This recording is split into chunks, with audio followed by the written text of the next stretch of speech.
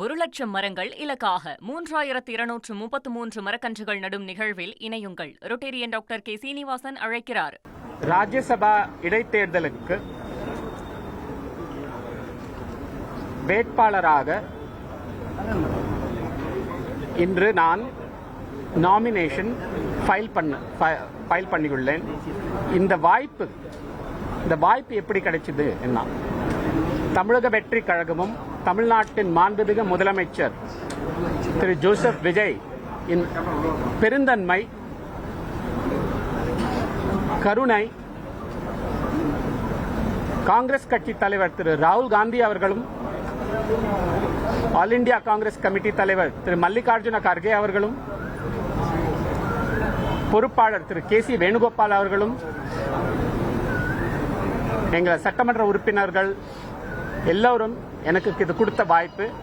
இது ஒரு பெரிய பொறுப்பாக நான் நினைக்கிறேன். பாராளுமன்றத்தில் தமிழ்நாட்டின் உரிமைகளை பாதுகாப்பதற்காக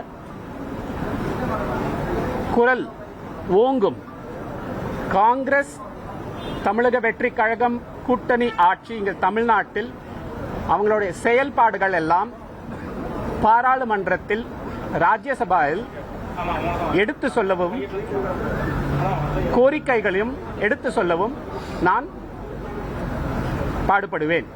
நன்றி, வணக்கம். இன்னைக்கு இது பாருங்க, நாங்க ராஜ்யசபா